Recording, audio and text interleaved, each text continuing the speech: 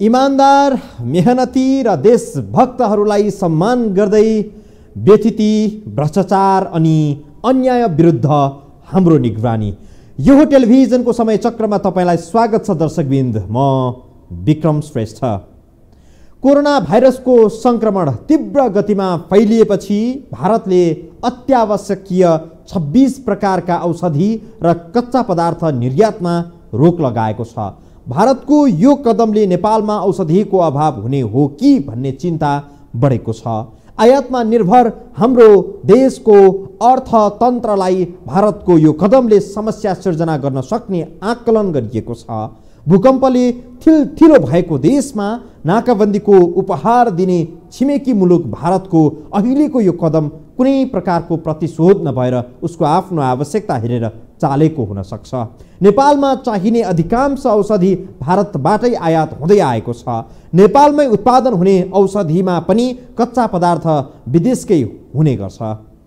Corona virus फैलिन थालेपछि भारतले केही औषधिहरूको निर्यात सीमित गर्ने निर्णय गरेको छ। भारतको यो निर्णयले विश्वभरकै औषधिको अभाव होला कि भन्ने अनुमान भइरहेको छ। भारतको निर्णयबाट नेपालमा पनि प्रभाव पार्न सक्छ। विश्वमा जेनेरिक औषधि सबैभन्दा ठूलो परिमाणमा निर्यात गर्ने मुलुक भारत नै हो। भारत आफ्नो निर्यात नीतिमा संशोधन गर्दै विभिन्न 26 प्रकारका औषधिको निर्यात सीमित गर्ने निर्णय गरेको छ, जसमा ज्वरो र पीडा कम गर्ने पारासिटामोल, झाडा पखलाको विरुद्धको मेट्रोनिटाजोल, हार्मोन नियन्त्रण गर्ने प्रोजेस्टेरोन, केही भिटामिनहरू, निमोनिया विरुद्ध प्रयोग हुने इरिथ्रोमाइसिन साल्ट लगायत रहेका छन्। त्यसमा भएको लिस्टमा म्याक्सिमम भारतबाटै आउँछ। म जुन लिस्ट हेरेँ होइन हिजो होइन, तपाईँको त्यो ड्रगहरू चाहिँ कतिपय चाहिँ क्लिन्डामाइसिन एउटा ड्रगहरू चाहिँ चाइनामा हामी लिन्छौँ होइन, नत्र त्यो ड्रगहरू चाहिँ जति पनि त्यसमा लिस्टमा ड्रग चाहिँ हामी त्यसमा भएको ड्रगमा 10वटा त्यो प्रडक्टको त हामीलाई त सिधै असर पर्छ। त्यो चाइनाबाट नर्मली किन्ने गरिँदैन। यस्ता औषधिहरू उत्पादन गर्न भारतलाई पनि चिनिया कच्चा पदार्थको आवश्यकता पर्छ। तर अहिले चीनले औषधिको लागि चाहिने कच्चा पदार्थ उत्पादन गर्न सकिरहेको छैन।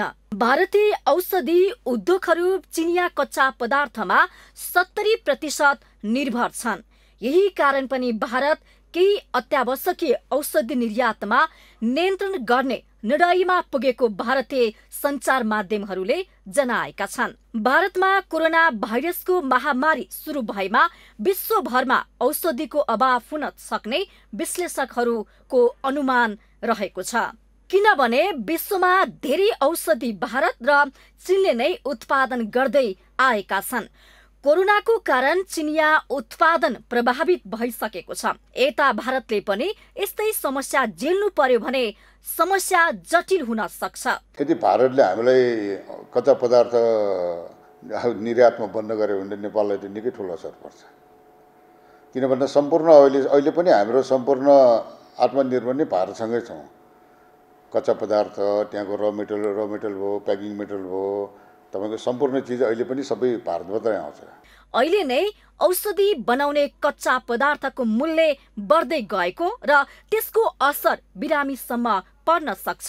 कच्चा पदार्थको मूल्य वृद्धि हुँदा स्वाभाविक रूपमा औषधिको मूल्य पनि वृद्धि हुन्छ। भारतमा त्यहाँको सरकारले 3 महिनासम्म पुग्ने औषधि मौजात रहेको तथ्याङ्क सार्वजनिक गरेको छ। यता नेपालमा पनि 2-3 महिनालाई पुग्ने औषधि मौजात रहेको सरकारी अधिकारीहरूले जनाएका छन्। नेपालमा उत्पादन हुने औषधि पनि कच्चा पदार्थका लागि भारत र चीनसँग निर्भर छन्। भारत र चीनको अवस्थाले नेपालका औषधि उत्पादकहरू पनि प्रभावित हुनेछन्। हाम्रो अलमोस्ट र मेटेरियल चाहिँ भारतबाटै आउँछ। अलमोस्ट चाहिँ भारतबाटै हो है। त्यसको लागि र मेटेरियल भन्नाले खालि कच्चा पदार्थ जुन औषधिमा प्रयोग हुने, अनि प्लस फेरि त्यसको लागि चाहिँ प्याकिङ प्याकिङ पनि कच्चा पदार्थहरू बनाउँदा प्याकिङ पनि लगभग भारतबाटै आउँछ। केवल सेकेन्डरी प्याकिङ हुन्छ नि, बक्सहरू कार्टुनहरू हामीले यहाँ किन्ने हो, नत्र भने अलमोस्ट 90% भन्दा माथि चाहिँ त्यो औषधिको लागि चाहिने चिजहरू जति हामीले भारतबाटै खरिद गर्ने हो। र भारतमा भन्दा कहिले कहिले सस्तो चाहिँ चाइना पर्ने हुनाले जस्तो हाम्रो डिस्टोजहरू हुन्छ, जीवनजलको लागि चाहिने ग्लुकोजहरू, डिस्टोजहरू, अनि हामीले चाइनाबाट पनि मगाउँछौँ। भारतले अहिले निर्यातमा कडाई गरेको 26 प्रकारका औषधि कोरोना संक्रमणबाट उत्पन्न हुने जटिलतासँग सम्बन्धित रहेका छन्। कोरोनाको महामारी नेपालमा पनि फैलिएमा यस्तै औषधि बढी आवश्यक पर्छ। धेरै प्रोडक्ट हामीसँग छैन अहिले, धेरै प्रोडक्ट नभएको र हाम्रो बजारको ट्रेन्ड अनुसार हामीलाई लगभग हाम्रो विगत 2 वर्षको मार्केट जुन हाम्रो फ्लो छ नि, त्यो हिसाबलाई हेर्दाखेरि हाम्रो मोर देन 6 महिनाभन्दा बढी चाहिँ को लागि र मेटेरियल हामीसँग छ स्टकमा। भारतको निर्णयपछि नेपाल सरकारले भारतलाई नेपाल आउने औषधिमा रोक नलगाउन आग्रह गर्ने तयारी पनि गरिरहेको छ। नेपाल आउने यस्ता औषधिमा रोक नलगाउँदा पनि भारतलाई खासै प्रभाव भने पर्दैन, किनभने भारतले अन्य देशमा निर्यात गर्ने औषधिको तुलनामा नेपालमा निर्यात हुने औषधिको परिमाण अत्यन्तै कम छ। मलाई लाग्छ इन्डियाको करिब चाहिँ 1% जस्तो पनि यहाँ हामी कहाँ खपतै हुँदैन औषधि भने त्यसले चाहिँ उहाँको ओभरअल भोल्युममा चाहिँ नेपालमा चाहिँ मतलब चाहिँ निर्यात गर्नु र निर्यात रोक्नुमा फरक पर्दैन। त्यसकारण यो बाइलेटरल टकबाट पनि कुनै न कुनै समाधान आउँछ होला भन्ने चाहिँ हामीलाई लागेको छ। भारतमा कोरोनाका 28 मामिला प्रमाणित भइसकेका छन्। यो बढ्दो क्रममा हुने आशंका गरिएको छ। यसकारण पनि भारतले औषधिका मामिलामा निर्यात नियन्त्रणको निर्णय गरेको हो। चीनमा झैं कोरोना भारतमा फैलिएमा स्थिति भयावह हुने निश्चित छ। त्यो महामारीको बाछिटाले नेपाललाई नभेट्ला भन्न भने सकिन्न, किनभने नेपाल र भारतको सीमा खुल्ला छ। एक देशका मानिसहरू अर्को देशमा बिना पासपोर्ट भिसा आवत जावत गर्दछन्। ज्वरोको औषधि पारासिटामोल, झाडा पखलाको औषधि मेटानिटाजोल, यौनाङ्ग इन्फेक्सन विरुद्धको टिनिडाजोल, शल्यक्रियाका बेला संक्रमण विरुद्ध प्रयोग हुने निमोमाइनिस जस्ता औषधि भारतले निर्यात नगर्ने आकस्मिक निर्णय गरेको छ। भारतमा हालसम्म कोरोना भाइरसका 28 मामिला पुष्टि भइसकेका छन्। भारतले पनि कोरोना विरुद्ध लड्न उच्च सतर्कता अपनाइरहेको छ।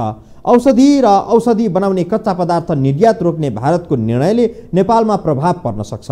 भारतको यो निर्णयले नेपालमा मात्रै नभएर दुनियाँभरमा प्रभाव पार्ने अनुमान गरिएको छ, किनभने विश्वमा सबैभन्दा बढी जेनेरिक औषधि उत्पादन गर्ने देश भारत नै हो। तर भारतमा पनि औषधि उत्पादनका लागि प्रयोग हुने 70% कच्चा पदार्थ चीनबाट पुग्ने गर्दथ्यो। थप प्रसङ्ग सहित उपस्थित हुनेछौँ यो छोटो ब्रेकपछि।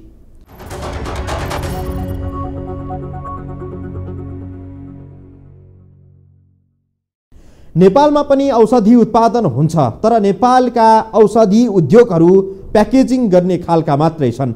औषधिका लागि चाहिने सम्पूर्ण कच्चा पदार्थ भारत चीनबाट आयात हुने गर्छ। सरकारी अधिकारीहरूकै शब्द सापटी लिने हो भने नेपालका उद्योगहरूले नेपालमा हावा र पानी मात्रै स्वदेशी प्रयोग गर्दछन्। अर्थात् औषधिमा हामीले प्रत्यक्ष अप्रत्यक्ष सम्पूर्ण रूपले परनिर्भर छौँ। परनिर्भरताको स्वाद हामीले नाकाबन्दीको बेला पनि चाखेकै हो।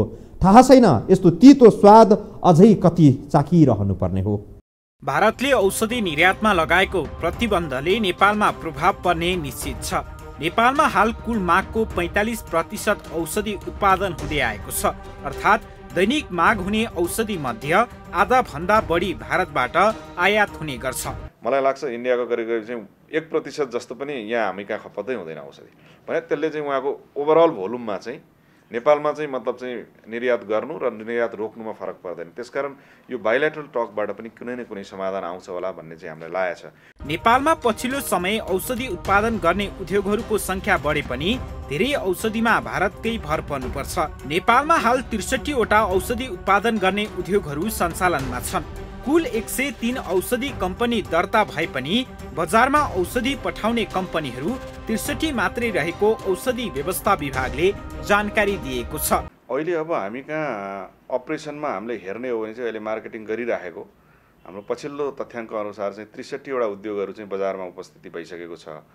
तर हाम्रो यहाँको रेकर्ड अनुसार चाहिँ 103 वटा उद्योगहरू चाहिँ करिब 1-2 वर्षको बिचमा चाहिँ उहाँहरू चाहिँ स्थापना हुने जस्तो चाहिँ देखिन्छ यहाँको अहिलेको हाम्रो विद्यमान रेकर्ड हेर्दाखेरि चाहिँ, र त्यसमध्ये 63 वटाले चाहिँ बजारीकरण गरिराख्नु भएको छ। हाल नेपालमा क्यान्सर लगायतका रोगहरूको औषधि भारतबाट आयात गरिँदै आएको छ। सरकारी स्वामित्वको नेपाल औषधि लिमिटेडले सानो परिमाणमा मात्रै उत्पादन गर्दै आएको छ। त्यसमा पनि जीवनजल, सिटामोल लगायतका औषधि मात्रै सरकारी कम्पनीले उत्पादन गर्छ। बाँकी सबै औषधि निजी क्षेत्रबाट उत्पादन हुने गरेको छ। अब यसले पनि केही समयदेखि चाहिँ उत्पादन सुरु गरेको छ। जस्तो अहिले भन्दाखेरि चाहिँ त्यहाँ प्यारासिटामोलको उत्पादन, सिटामोलको उत्पादन चाहिँ त्यहाँ हुन्छ, जीवनजलको उत्पादन गरेको छ, र केही समय अगाडि सिटामोल र चाहिँ ब्रुफिनको कम्बिनेसन पनि चाहिँ ल्याउने भनेर उहाँहरू लाग्नु भएको छ। र धेरै लामो समय त यो बन्द नै रह्यो, तर अहिले सुचारू भएपछि त्यहाँबाट पनि उत्पादन चाहिँ भएको छ। तर अब यो जुन उहाँहरूको उत्पादनको चाहिँ स्केल हेर्दा चाहिँ त्यति ठुलो छैन अहिले पनि। अब त्यसलाई पनि विस्तार गर्न चाहिँ जरुरी छ। नेपालमा औषधि उत्पादन भए पनि सबैजसो कच्चा पदार्थ भारतबाट आयात गरिँदै आएको छ। भारतले केही औषधि र कच्चा पदार्थमा प्रतिबन्ध लगाएपछि त्यसको नकारात्मक प्रभाव नेपाली बजारमा पनि पर्न सक्ने औषधि उत्पादकहरू बताउँछन्। भारतले हामी कहाँ निर्यात रोकिदिने हो भने एकदमै गाह्रो चाहिँ नेपाली कम्पनीलाई गाह्रो छ। नेपाली औषधि उत्पादकहरू कच्चा पदार्थका लागि भारत चीनमा पूर्ण रूपमा निर्भर छन्, जसले गर्दा भारतले प्रतिबन्ध लगाउन साथ औषधि उत्पादकहरू स्वतः प्रभावित हुने देखिन्छन्। हाल नेपालमा 3 देखि 4 महिनासम्म धान्न सक्ने औषधि रहेको औषधि व्यवस्था विभागले जानकारी दिएको छ। यसमा हामीले हेर्दाखेरि चाहिँ अब 26 प्रकार चाहिँ टोटल गरेर हो, तर हामीले त्यसलाई छुट्याउने हो भने चाहिँ खासमा 13 प्रकारका औषधिहरूको कुराहरू आउँछ। त्यसमा 13 प्रकारका चाहिँ कच्चा पदार्थहरू छन् र 13 प्रकारका चाहिँ विभिन्न बनावटका चाहिँ औषधिहरू चाहिँ छन् त्यहाँ। त्यसरी हामीले हेर्दाखेरि धेरै जसो त्यहाँ प्रतिबन्धित गरेका औषधिहरूको सूची हामीले हेर्दा त्यो चाहिँ जुन यदि कोरोना चाहिँ भोलि केही गरी फैलियो भने जस्तो औषधिहरू त छैन, सिम्प्टोमेटिक ट्रिटमेन्टहरू गर्नको लागि जुन औषधि प्रयोग हुन्छ, जस्तो कोरोना हुँदा नर्मल्ली हामी अहिले चाहिँ वो सङ्केतहरू हामीले हेर्दाखेरि चाहिँ सिम्टम्सहरूमा ज्वरो आउने होइन, हाई फिभर हुने कुरा छ, श्वासमा चाहिँ अप्ठ्यारो हुने होइन, इन्फ्लामेसनहरू हुने, भनेपछि त्यस्तै प्रकारले चाहिँ प्यारासिटामोल, एरिथ्रोमाइसिन, मेट्रोनिडाजोल लगायतका केही एन्टिबायोटिक, प्रेडनिसोलोनहरू त्यस्ता वर्गका औषधिहरू चाहिँ तयारी औषधि र कच्चा पदार्थलाई चाहिँ प्रतिबन्धित गर्ने भन्ने चाहिँ एडभाइजरी जारी भएको चाहिँ अवस्था हो। तर अब अहिलेको अवस्था हामीले हेर्दाखेरि चाहिँ त्यो औषधिहरू उताबाट चाहिँ यदि नआएकै खण्डमा पनि स्वदेशी उद्योगहरू र आयात भएर चाहिँ रहेका मौजादहरूले चाहिँ हिजो मात्रै हामीले छलफल गर्दा पनि करिब चाहिँ 3 महिनालाई चाहिँ मौजाद हामीसँग छ भन्ने चाहिँ उहाँले भन्नुभएको छ। त्यो बाहेक चाहिँ 1-1.5 महिनाको चाहिँ मौजादहरू बजारमै अहिले पनि चाहिँ उपलब्ध छन्। त्यो हिसाबले हामीले तत्कालै त्यसको असर परिहार्ने अवस्था चाहिँ छैन। तर यस्तै भनिरहँदा पनि हामीलाई अलिकति अप्ठ्यारो पर्न सक्ने चाहिँ जस्तो प्यारासिटामोलको चाहिँ सुईजन्यमा चाहिँ आउने औषधिहरू, स्मल भोल्युम प्यारेन्टल्सहरू भयो भने त्यसको चाहिँ मौजाद अवस्था के छ त्यो हामीले बुझ्न जरुरी छ। त्योभन्दा बाहेक अन्य चाहिँ त्यहाँबाट चाहिँ प्रतिबन्धित भएर ब्यान्डै गर्दा पनि हामीलाई चाहिँ केही समयको लागि चाहिँ करिब चाहिँ 4-4.5 महिनासम्मलाई चाहिँ हामीलाई असर पर्दैन। औषधि उत्पादक निजी उद्योगहरूले पनि 3 महिनादेखि 6 महिना धान्न सक्ने औषधि र औषधि उत्पादन गर्न आवश्यक कच्चा पदार्थ मौजुदा रहेको जानकारी दिएका छन्। एक्ज्याक्ट डाटा त सबैसँग हुँदैन। सम्भवतः सबैले 3 महिनादेखि लिएर 6 महिनासम्मलाई आफ्नो इन्भेन्ट्री राखेको हुन्छ। किन भन्दा त्यो सबै अब भन्ने बित्तिकै नपाउने कारणले गरेर यहाँ राख्नुपर्ने। भारतमा त भयो, अब अर्को हप्ता बनाउनलाई यो तपाईँले आज तयार गरेर पनि तुरन्त पाउनुहुन्छ। तर नेपालमा त्यस्तो छैन। भारतदेखि यहाँ आउनुपर्ने, विभिन्न नाकाहरू पार गर्दै आउनुपर्ने, गर्दाखेरि टाइम लाग्ने भएकोले नेपाली इन्डस्ट्रीहरूसँग 3 महिनादेखि 6 महिनाको लागि हुन्छ इन्भेन्ट्री चाहिँ राख्छन्। 3 महिना नत्र तपाईँ 1-2 महिनाको लागि भने 3 महिनादेखि 6 महिनासम्मलाई चाहिँ इन्भेन्ट्री हुन्छ। अब त्यसमा पनि सामान्य अवस्थामा मात्रै 3 महिनादेखि 6 महिनासम्म बजार धान्न सकिने भए पनि कोरोना जस्ता भाइरल रोगहरू फैलिएर औषधिको माग बढेमा भने 1देखि 2 महिना मात्रै धान्न सक्ने औषधि उत्पादकहरूको भनाइ छ। विभागको र औषधि उत्पादकहरूको भनाइ अनुसार भारतले औषधिमा प्रतिबन्ध लगाउने हो भने नेपालमा तत्काल समस्या नदेखिएला, तर केही महिनासम्म प्रतिबन्ध कायम रहे त्यसले ठुलो समस्या निम्त्याउने खतरा देखिएको छ। त्यतिले कति दिनसम्मको अब भारतबाट निर्यात बन्द गर्ने हो अब त्यसमा पर्ने कुरा हो। अब मैले पनि हिजो भर्खर न्युजमा हेरेँ हो, अब यो चिजहरू बन्द हुन्छ, यो चिजहरू अब भारतले निर्यात नगर्ने भन्ने न्युजहरू निस्केका छन्। त्यसले गर्दा अब सम्भवतः औषधि उद्योगमा पनि असर त धेरै असर पर्छ। त्यसकारण नै यो पहिलादेखि नै हामीले अब यो सबै नै अब औषधि उद्योगीहरूले पनि सबैभन्दा पहिलेदेखि नै नेपाल आत्मनिर्भर बनाउनु पर्यो भने नेपालमै बनाउने भए चाहिँ नेपालले अभियसली सबै उद्योगपतिहरूले राम्रोसँग त्यसको चाहिँ अब इन्भेन्टेसन पनि राख्न सक्छ। अब बाहिरबाट पनि मगाउन सक्छ। भनौँ न अहिले अब इन्डियाबाट जुन प्रडक्ट आइरहेको र हामी कहाँ भएको त सबै चिज त यहीँ बजारमा आउने हो। यहाँ बजारको कन्जम्सन कति हुन्छ र तपाईँको आदि हामीले आदि इन्डियाले, त्यति नै हो। त्यसको लागि तपाईँको हामीलाई जति चाहिने त्यति इन्भेस्ट सबैले राखेको हुन्छ, त्यति मात्रै हो। तपाईँको अब 3 महिनादेखि 6 महिनासम्म मेरो विचारमा इन्भेन्टरीहरू सबैसँग हुनुपर्छ मेरो विचारमा। मौजात रहेको औषधि र औषधि उत्पादनका लागि आवश्यक कच्चा पदार्थ नसकिँदै भारत सरकारसँग पहल गरी आयात सुचारू गर्ने पहल गरिने औषधि व्यवस्था विभागले जानकारी दिएको छ। हामीले हिजो मात्रै 2 चरणको छलफल भइसकेको छ। एउटा सुरुमा कोरोना भाइरस आउने बित्तिकै देखिने बित्तिकै र त्यो देखिएपछि जुन चीनबाट चाहिँ विशेष गरी कच्चा पदार्थहरू निर्यात हुन बन्द भयो भन्ने समाचार आउने बित्तिकै एकचोटि हामी आयातकर्ता चाहिँ उत्पादकसँग चाहिँ हामी बसेका थियौँ, अब के हुन्छ सक्छ भोलिको दिनमा भनेर। र त्यस पछाडि चाहिँ के हो त, रिसेन्टली नै जुन चाहिँ सूचना आयो, अब भारतबाट चाहिँ 26 प्रकारका विभिन्न किसिमका औषधिहरू चाहिँ निर्यातमा चाहिँ प्रतिबन्ध लाग्यो भनेर राजपत्रमै निकालेर त्यो कार्यान्वयन पनि भइसकेको अवस्था छ। केही आयातकर्ता साथीहरूसँग हामीले बुझ्दाखेरि चाहिँ उहाँहरूले चाहिँ होइन हिजैबाट भन्सारमा चाहिँ जुन त्यो हाम्रो चाहिँ एचएस कोडमा चाहिँ आउँथ्यो त्यो औषधिहरू, त्यसलाई चाहिँ उहाँहरूले चाहिँ छानी रोक्नु भएको छ भन्ने पनि कुराहरू आएको छ। त्यसकारण त्यसको अवस्थालाई पनि हामीले आकलन गर्न हिजो मात्रै पनि दोस्रो चरणमा हाम्रो छलफल भएको छ। र त्यो छलफलबाट चाहिँ हाम्रो निर्कियोले एउटा चाहिँ यसलाई चाहिँ मौजातको अवस्था उहाँहरूले हामीलाई चाहिँ बुझाउनु भएको छ र भोलि सम्भावित चिजहरू के हुनसक्छ र हामीले कसरी तयारी गर्ने त्यो कुराहरू पनि उहाँले चाहिँ वर्कआउट गर्ने, नेपाल सरकारले नै गर्ने कुराहरू चाहिँ छ। र सँगसँगै हिजै भएको कुराबाट चाहिँ यो ब्लकेड सम्बन्धमा चाहिँ भारतलाई चाहिँ सम्बन्धित काउन्टरपार्ट मन्त्रालय थ्रु चाहिँ त्यसलाई कम्युनिकेट पनि गर्ने, जस्तो चाहिँ वाणिज्य मन्त्रालयले चाहिँ त्यहाँको चाहिँ वाणिज्य मन्त्रालयसँगै बुझेर चाहिँ कम्तीमा यो प्रकारका औषधिहरू कम्तीमा नभए कच्चा पदार्थ मात्रै भए पनि होइन हामीलाई चाहिँ छोडिदिनु, ताकि हामी त्यसको फिनिश डोजेस पनि बनाउन सक्छौँ। कोरोना भाइरलका कारण हुने कोभिड-19 को लक्षण सबैलाई एक समान देखिएको छैन। सामान्यतया ज्वरो आउने, निमोनिया हुने, टाउको दुख्ने लक्षण देखिएका छन्। जस्ता लक्षण देखिन्छन् सोही बमोजिम औषधि दिइन्छ।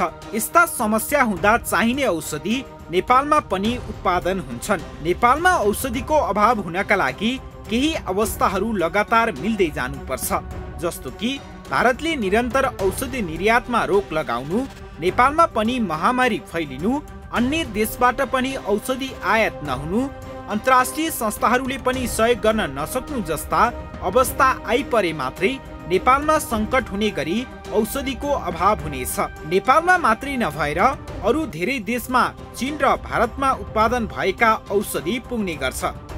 चीन र भारत मात्रै कोरोनाबाट प्रभावित भएर औषधि उत्पादन कम भयो भने सङ्कट आइपर्न सक्छ भन्ने आकलन अन्यथा भने होइन। छिमेकी चीन र भारतले उत्पादन गर्ने औषधिमाथि विश्वका धेरै मुलुक निर्भर छन्। नेपालमा खपत हुने औषधि त नाम मात्रैको छ। अहिले चीनमा कतिपय औषधि उद्योगहरू ठप्प छन्। कोरोना विरुद्धको लडाईँमा चीन होमिएको छ। यस्तै अवस्था भारतमा पनि सिर्जना भयो भने औषधिको अभाव नेपालमा मात्रै नभएर विश्वका अरू मुलुकमा पनि हुने आकलन गरिएको छ। नेपालमा 2-3 महिनासम्म पुग्ने औषधि मौजात छ। कोरोनाकै सन्दर्भमा यो भाइरस विरुद्धको लडाईँ कति समयसम्म चल्ने हो यकिन छैन, किनभने 2 महिना बढीदेखि चीन कोरोना विरुद्ध सङ्घर्ष गरिरहेको छ। अझै कति समय लाग्छ भन्न सकिन्न। थप प्रसङ्ग सहित उपस्थित हुनेछौँ ब्रेकपछि।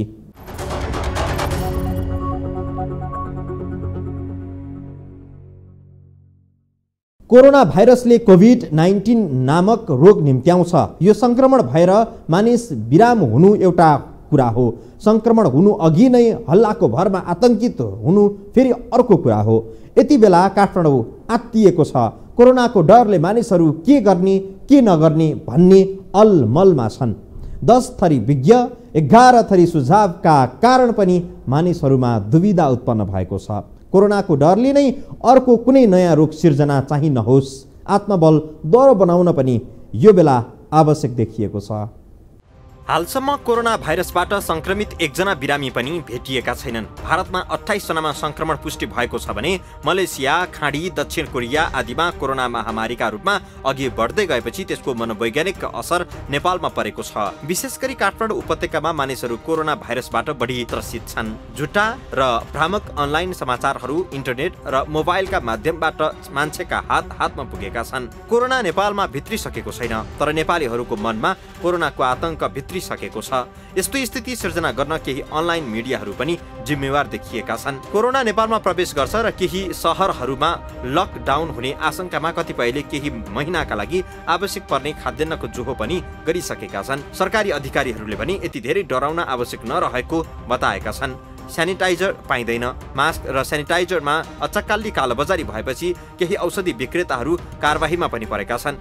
2 रुपैयाँको मास्कको मूल्य 30 रुपैयाँ पुर्याएको धेरै भयो, तर अहिले आएर केही फाट्टफुट्ट कारबाही भएको छ। मास्क लगाएका कारण कोरोनाबाट जोगिएको हालसम्म एउटा पनि केस फेला परेको छैन। चीनमा उच्च सावधानी अपनाउँदै केही स्वास्थ्य कर्मीहरू नै कोरोनाको शिकार भएका छन्, तर पनि बजारबाट मास्क रित्तिएको छ। कोरोना बारे तथ्य सूचना सार्वजनिक हुन सकेको छैन।